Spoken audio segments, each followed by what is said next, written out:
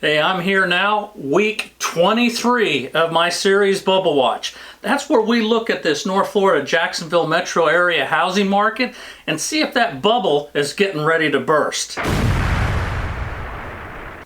Hey, we've been following this thing for 23 weeks now. It all started because interest rates were starting to go up back, I think it was May, that's probably about 23 weeks ago. And people were saying the housing market's going to crash. It's coming down. I had so many people ask me, Tom, what's going on? What do you think? What should we do? This and that. I says, you know what? Let me just get my numbers from my MLS system, the multiple listing services, and share them with people so you can see and follow and track this to see what's going on. That's what we do in this series. We look at those sales, we look at the pendings, we look at, you know, the active, and we look at the new construction. Now we start looking at foreclosures. Look, put all this together in charts for you and see what's going to happen to see if we can track this. And I've got a lot going on this week here that I want to share with you. And then we share some headlines too. And we're going to get to all this in 3.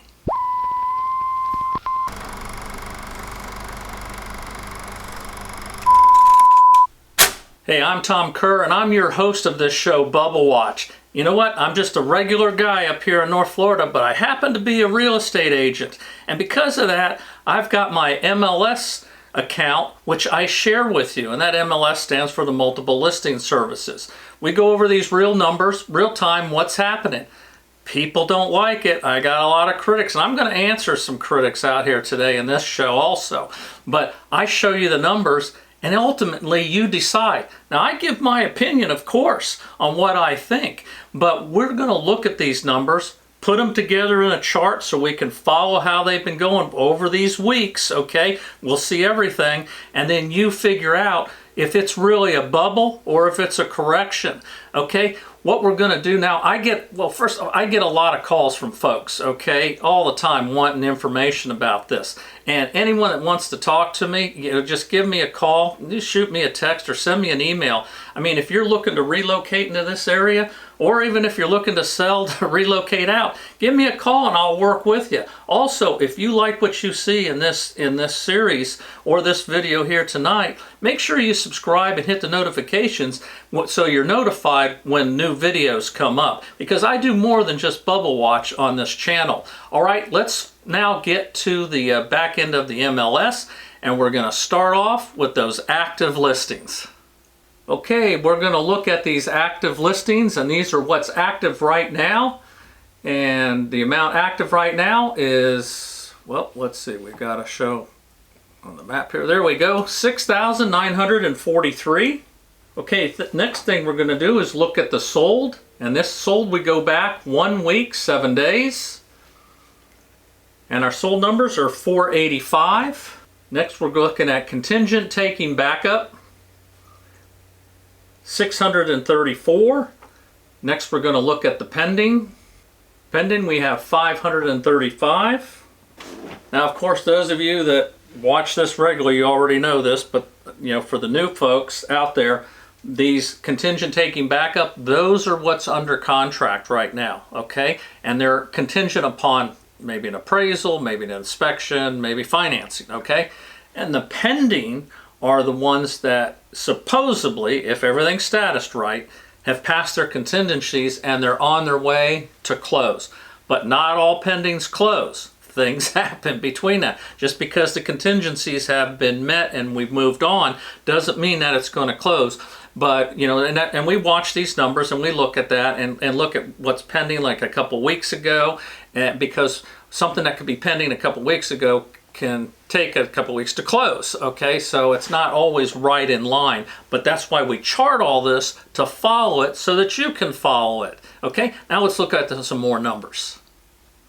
Okay, the withdrawns, 85. Next is the expired.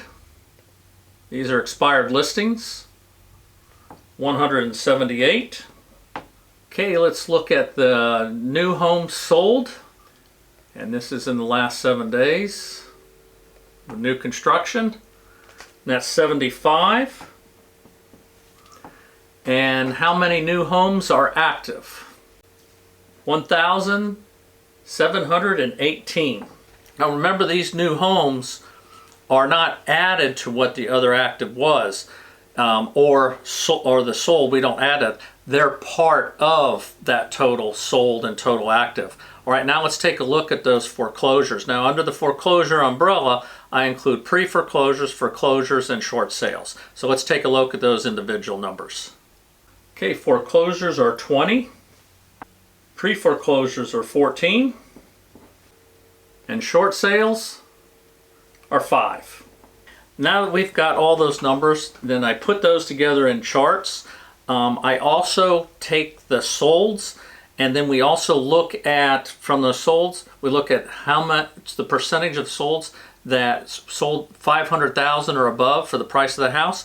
Also look at how many sold below list, at list, and above list, and also new construction below list, at list, and above list. Okay, now remember, when they're above list, that generally means there was multiple offers. That's what drove that price up. So we're going to see those percentages and count those. But first, let's check out some headlines. Okay, our first headline here, existing home sales fall to a 10-year low in September. Okay, they don't, of course, have October's numbers yet. So they've had, as mortgage rates soar is what they say. All right, let's see what else they talk about here. Tight supply continues to put pressure on home prices. The median price of an existing home sold in September was $384,800, an increase of 8.4% from September of 2021. Okay, now they're talking about national numbers here. So let's talk about these inventory levels, because I've been talking about this. All these people that say we're 08's coming, 08's coming, or worse, okay? I don't see it. That doesn't mean it can't happen. I'm not saying that. I just don't see it with these numbers, and a lot of it's because of inventory. Also, think about this. How many of you out there notice rent prices falling, okay? Like these home prices. I don't see that, okay? The rent's still up there. But these inventories, being low, it's still a shortage. There's still people buying. There's less people looking at houses, less people buying. I agree. But with these inventories still low, and we'll look at these numbers here in the chart, but we're still seeing more houses coming on the market. But nationally, they're saying less houses coming on the market because a lot of sellers don't want to sell because they don't want to give up their low interest rates that they had for a couple of years. Now that's only people that have bought in the last couple of years. If you bought before all this, nonsense here where interest rates were 2.5%, 3%, I say nonsense is because it's not normal. A lot of it was people had 5% and all that, but still they don't want to sell and then go into a 7% interest rate, something like that. But check out this other headline. Well, it's not a headline, it's from Mortgage News Daily, a chart they've got, which is interesting, showing, this inventory. Look at this chart here, and we look at the inventory down here. You can see, okay, this is where we are right now. That inventory is super low because this chart goes all the way back to 1996. Of course, here's the great 2008 mess. All right, follow it up. Look at the inventory in 2008. See, this is what I'm saying. It's not the same. The inventory, there was so many houses on the market. That chart shows it versus now what's down here. That's why I don't see it happening like that. Sure, prices are dropping, things are slowing down, but man, this is a big difference. And look at something else this chart puts together. The existing sales, okay? Look at that. The existing sales have dropped off, quite a bit too. But look at how they were there. No, wait, we're not down to that point yet. And look at the inventory. But that big drop there, that was right after that big mess in 08 and how things fell. Now things have fallen pretty far off this cliff too for us here. But I think these low inventories are going to keep things, putting us back into a situation where it is more of a correction. All right, next, let's look at what the interest rates did this last week. For that, I go here to my Mortgage News Daily, and these are the conventional. And boy, oh boy, look at that.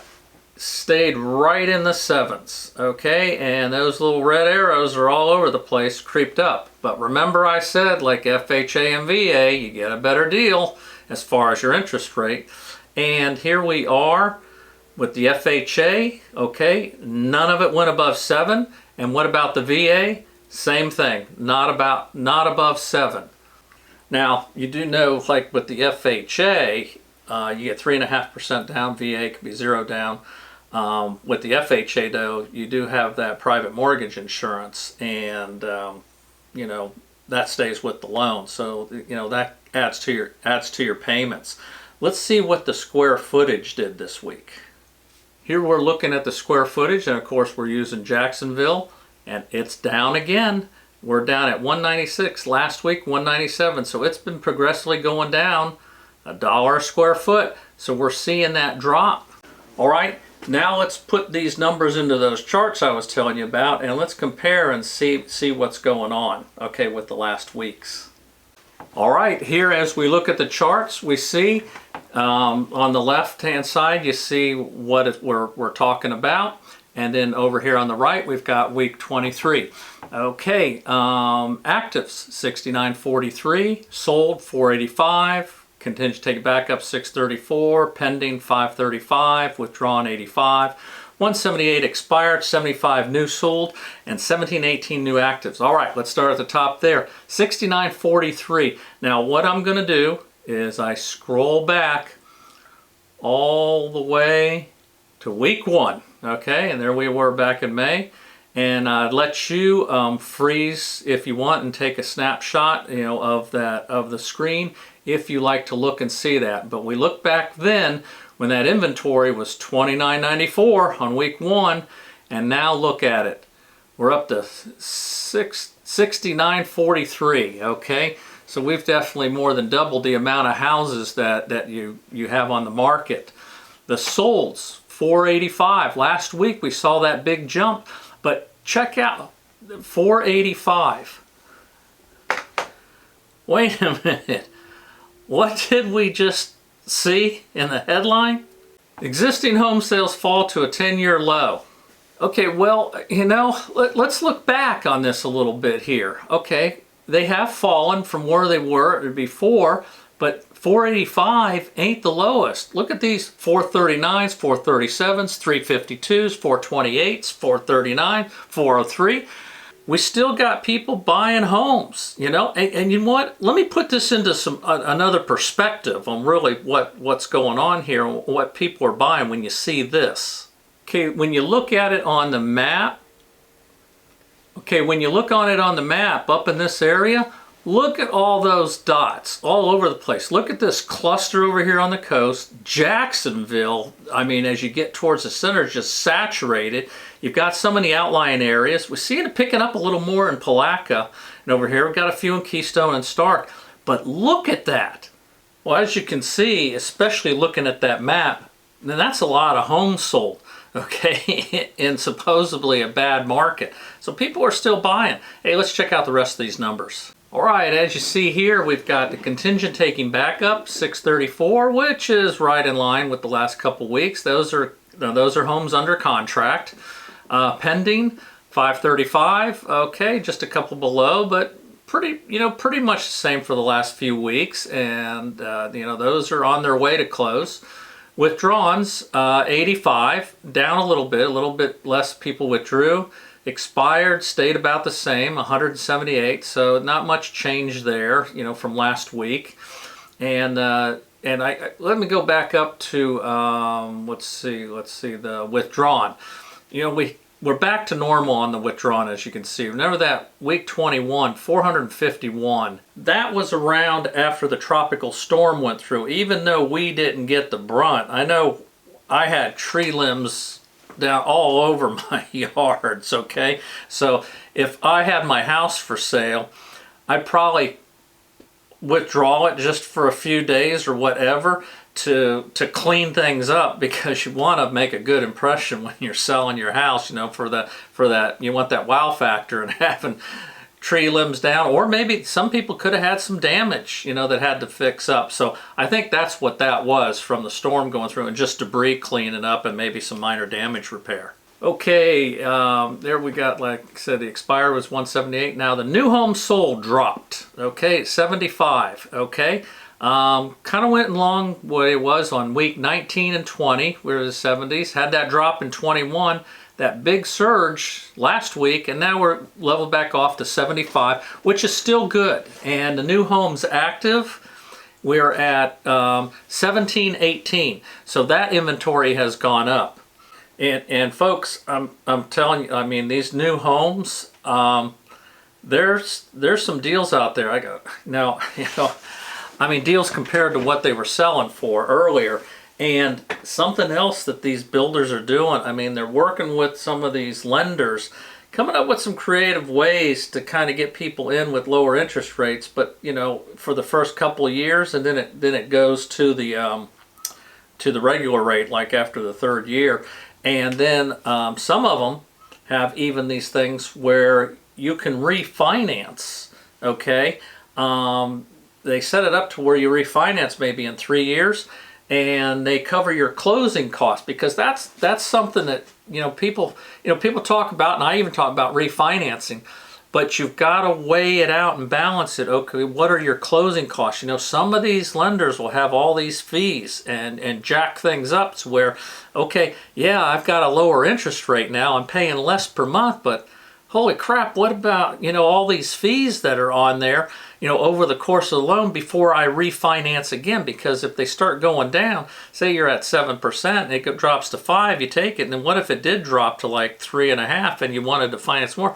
Well, those closing costs could eat you up in all those fees, and all those fees are in the closing costs. So when they got these deals where they say you can refinance with none of these fees or closing costs, and that's a pretty good deal, you know. I mean, of course, you're rolling the dice that the interest rates are going to go down. I mean, and they could go up. What if they shoot up to 10? I don't know, you know. We'll have to see. All right, let's look at some more numbers. Okay, here we're going to look at the foreclosures. Okay, week 23, we had foreclosures 20. That was up 3 from last week. Pre-foreclosures 14, up another 3. Short sales stayed the same. Total 39, it was up a little bit. So the percentage of actives, still around 1/2 of 1%. Okay, yeah, the foreclosures jumped, and like I've shown in past videos, I can make a headline showing the percentage and saying, holy cow, the foreclosures are going through the roof now. They're on, and I'll show this graph just going straight up like this. Okay, yeah, if I'd probably get a bunch of views, you know, if I had a thumbnail like that. But the fact is, it's still less than, it's about 1/2 of 1%. Now, these are of the active, okay, listings right now. Those that are active, this is the percent, 1/2 of 1%. And normal foreclosure rate would be like 1.5 to 2, something like that. So we're still well below that, even though we've seen a little bit uptick. But that's the whole idea of doing this thing every week. We can track this. You know, that's it. Let's look at some more numbers. Okay, the new constructions for week 23, okay. And as you can see over here, we've got the first thing is homes sold under list, then homes sold at list, and homes sold above list, okay? And there I scroll over so that you can pause the video if you want to see all those numbers. Let's see, sold under list, 35%. That is a jump, okay? Last week was 21, week before 20, before that 14. So here we're seeing, this is what I love about this weekly thing. We've seen now a jump right here. Sold at list, 37%, pretty close to where we were. And the sold above list declined to 28%. Okay, so you had the big decline in above list. So where did it balance off? It went to below list. They really went down below. And this is all part of these builders. And I'm telling you, they're getting some incentives. It's not all just about upgrades and nicer countertops or cabinets and stuff like that, or a refrigerator. They're lowering the price. Okay, so you're getting a better deal. And then when you put into the financing, it definitely helps. But still, some of them are above list. All right, now what we want to do is we want to look at the regular resales and see what those numbers came to in the percentage below list, list and above list. Okay, and this is the chart that we also show those that sold at 500,000 and above. And as you can see, we started all this stuff like around week 7 and 8. And then we got holds under list, at list, and above list. So what did we end up here on week 23? Okay, 26% of those sold for above 500,000. Okay, so we saw an increase. So we saw an increase in the amount selling above, but we saw a decrease, remember, in the price per square foot.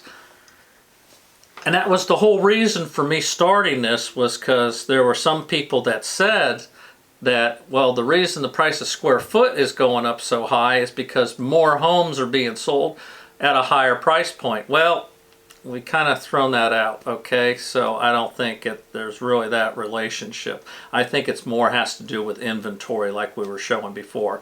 All right, let's look at the below list. Okay, here below list, 70%. That's a good jump. 10% jump there. At list, 18%, and then 12% above.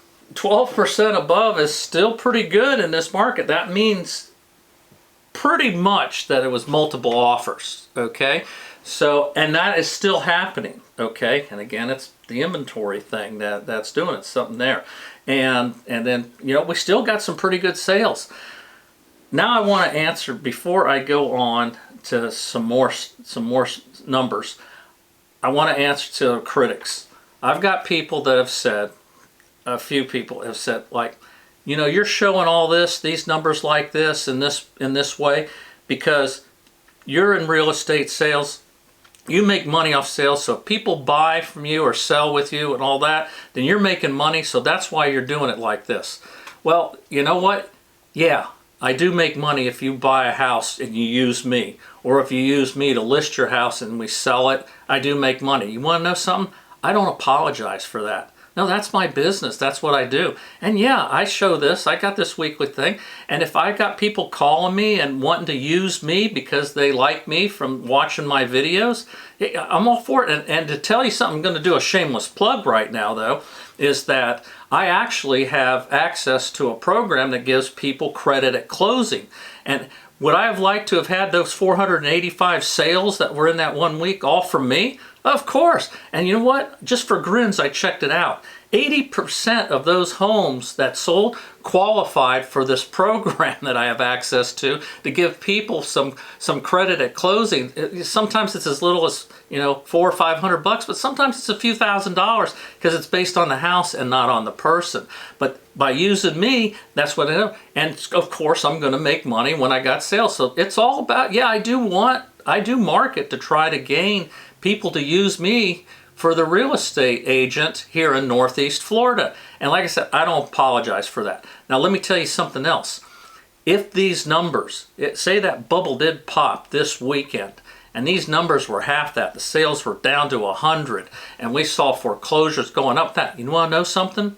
I'm still going to show the numbers. I'm still going to do this weekly report. I'll show it. So it has nothing to do about, you know, that I'm in the business to sell. That's why I'm showing. I'm just showing the numbers because I just don't see the crash right now. I don't see '08. Again, I'm not saying it can't happen. Oh man, all kinds of things can happen, right? I mean, we saw gas prices go to $5 a gallon average here in Florida, you know. So, you know, I never thought we'd see that, but they did. So anything can happen, okay? Yeah, we could get into a recession where people are losing jobs. Right now, though, the unemployment's low enough, and the market with the housing, you know, the inventory being down, you know, it's kind of settled it down. But hey, you know what? I says I'm going to keep doing this weekly video no matter what those numbers are, as long as I'm selling real estate. And if you want to keep me selling real estate, then use me as your agent. You know, if we can do that. Hey, now I'm going to the thing that is a love-hate. There's some people that hate this and other people love to see it, but I'm just showing you the real numbers, and it's the house of the week. All right, let's check it out. All right, here we have a house, and it happened to be sold in Jacksonville. I'm in my MLS, and as you can see, the original list price, $379,990. It sold on October 13th, so it was within our frame here. Was on the market 10 days only. That is pretty good because I've seen houses on the market for 30 and 60 days right now. Sold price $335,490. What does that amount to? It sold for $44,500 below list price.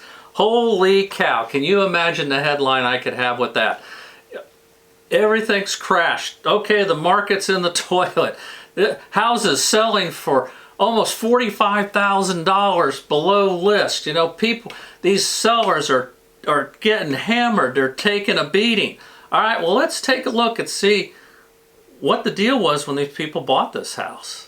All right, here we are. We look at the public records and we see back in June of 2007, this house was bought brand new for $263,300. All right, the first thing I want to mention is these people held this house for 15 years.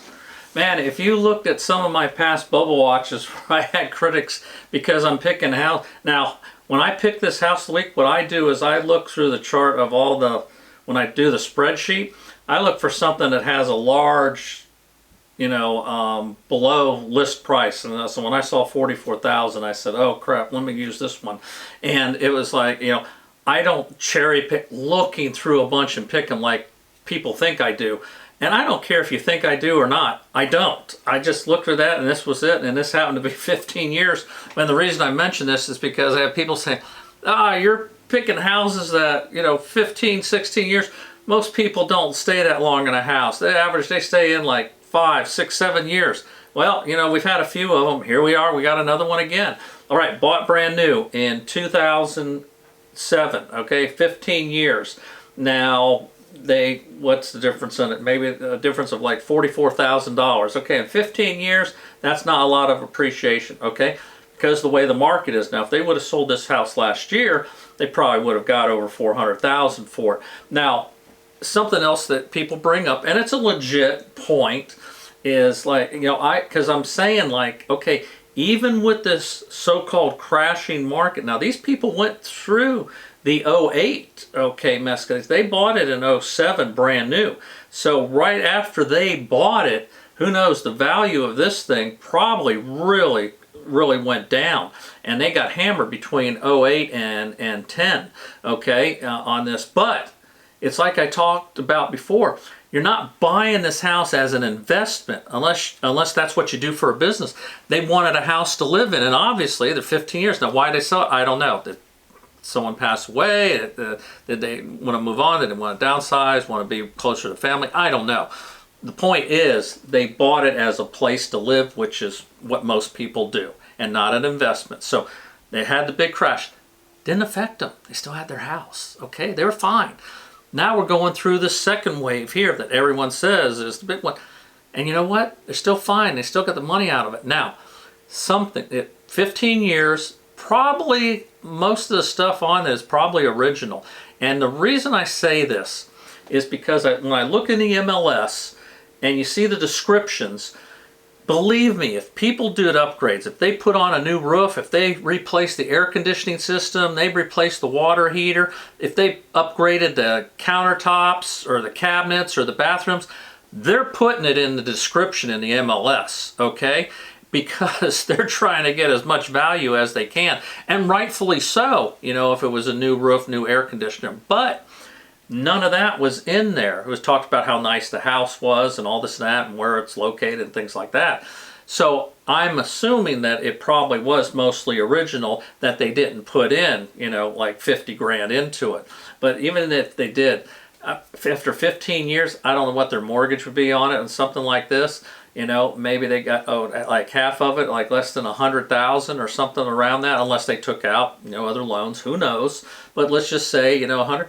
They're still okay. They still have equity, sure, and that's my point. And so that they can move on to something else. Now, If they're going to finance something else, then they're going to pay the higher interest rates, okay? But if they're not, if they're paying cash, they're actually now they're sold in a low market, but they're buying in a low market. That's why when people are selling their house and they want to get all this money here, but then they end up got to buy something up here. Well, when you're selling low, you can buy low in the market, and it depends on the territory where you're going. Hey, you know what? I throw all these figures through you every week to help you decide what you're going to do, and you know what? It's your decision. I'm just giving you a lot of my opinion, but I'm showing you the facts. And until week Bubble Watch 24, I'm out of here.